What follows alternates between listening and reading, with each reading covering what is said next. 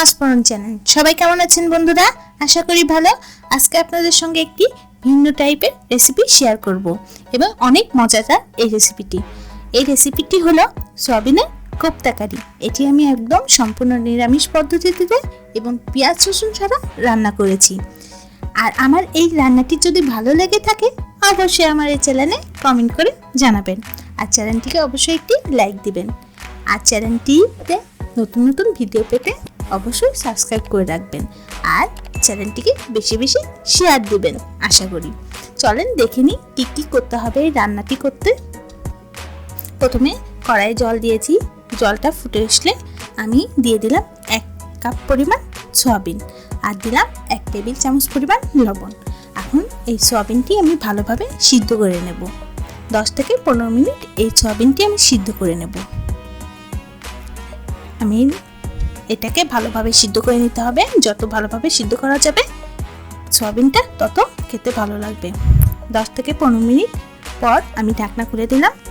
আমার সয়াবিনটা সিদ্ধ হয়ে এসেছে। এখন সয়াবিনগুলোকে আমি ছেঁকে নেব।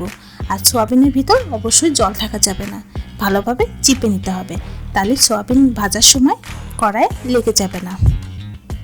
আমি এগুলো তুলে নিয়েছি একটি বাটিতে।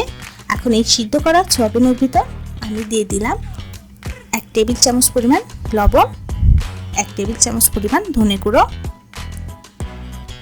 1 টেবিল চামচ পরিমাণ হলুদ গুঁড়ো, 1 টেবিল চামচ পরিমাণ লঙ্কার গুঁড়ো, আর দিয়ে দেব 1/4 কাপ ময়দা।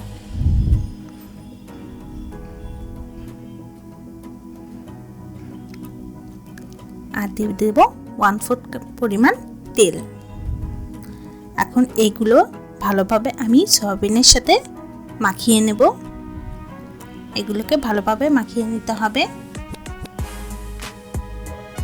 মাখিয়ে নিয়ে এগুলোকে আমি তেলে ভেজে নেব।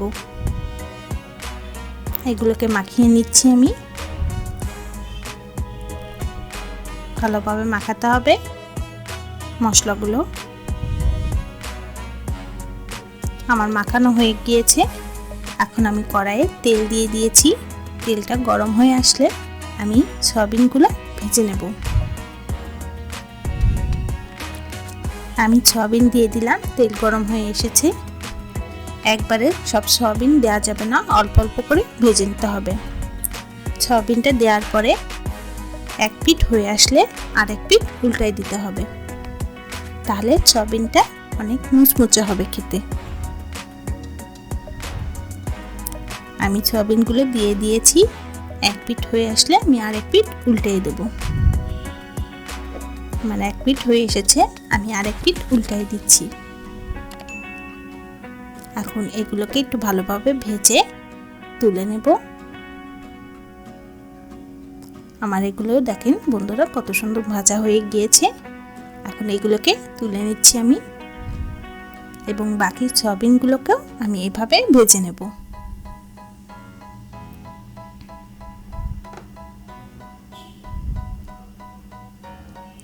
বাকি সয়াবিনগুলো আমি দিয়ে দিচ্ছি।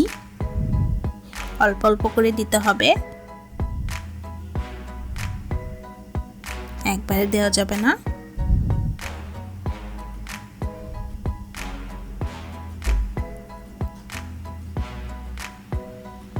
এখন এগুলোকে আগের মতন ভাবে ভেজে নেব।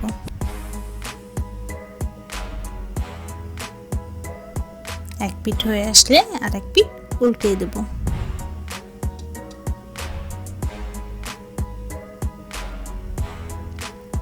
আমার সয়াবিনগুলো ভাজা হয়ে এসেছে।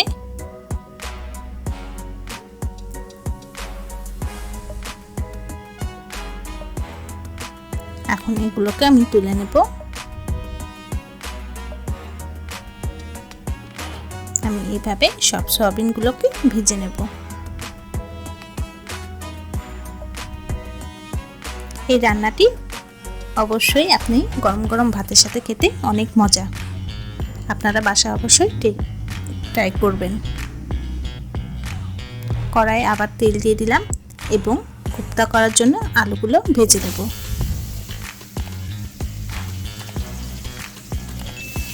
আলুগুলোকে আমি একটু লাল লাল করে ভেজে নেব। আলুগুলোকে আমি লবণ দিয়ে মাখিয়ে নিয়েছিলাম। এখন এগুলোকে ভেজে নিচ্ছি। আমার ভাজা হয়ে গিয়েছে, এগুলোকে তুলে নিলাম এবং ওই তেলে দিয়ে দেব ফোড়ন। প্রথমে দিয়ে দিলাম একটা শুকনো লঙ্কা, আর দিয়ে দিলাম তেজপাতা, আর দিয়ে দিলাম 2টা কাঁচা লঙ্কা। এখন এগুলোকে একটু ভেজে নেব। দিয়ে দেব একটা এলাচ, সাদা এলাচ, আর দিয়ে দেব একটা দারুচিনি, আর দিয়ে দেব গোটা জিরা। এখন এগুলোকে একটু ভেজে নেব। দিয়ে দিলাম 1 টেবিল চামচ পরিমাণ আদা বাটা ও 1 টেবিল চামচ পরিমাণ জিরা বাটা, আর দিয়ে দেবো একটু সামান্য জল। এখন এগুলোকে একটু ভালোভাবে ভেজে নেব। নিয়ে এখন দিয়ে দেব 1/2 চা চামচ লবণ, 1/2 চা চামচ ধনে গুঁড়া, 1/2 চা চামচ হলুদ গুঁড়া ও 1/2 চা চামচ লঙ্কার গুঁড়া। এখন এগুলোকে ভালোভাবে কষিয়ে নেব। সামান্য জল দিয়ে দেব। এখন এটাকে ঢাকনা দিয়ে 5 থেকে 6 মিনিট এটাকে রান্না করব। আমার মশলাটা ভালোভাবে কষানো হয়ে গিয়েছে। এখন ভেজে রাখা আলুগুলো দিয়ে দিলাম। এখন মশলাটার সাথে আলুগুলোকে ভালোভাবে কষিয়ে নেব।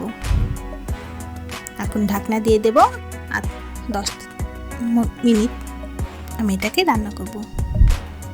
10 মিনিট পর ঢাকনা খুললাম।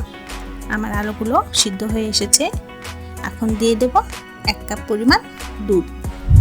আমি এটা দুধ দিয়েই রান্না করব। এখন দিয়ে দেব, দুধটা ফুটে উঠলেই দিয়ে দিচ্ছি আমি ভেজে রাখা সয়াবিনগুলো। এখন এটা ঢাকনা দিয়ে আমি 5 মিনিটের মতন রান্না করব। 5 মিনিট পর আমি ঢাকনা খুলে দিলাম। এখন দিয়ে দেব 2টা কাঁচা লঙ্কা, দিয়ে দিলাম গরম মশলার গুঁড়ো, চিনি,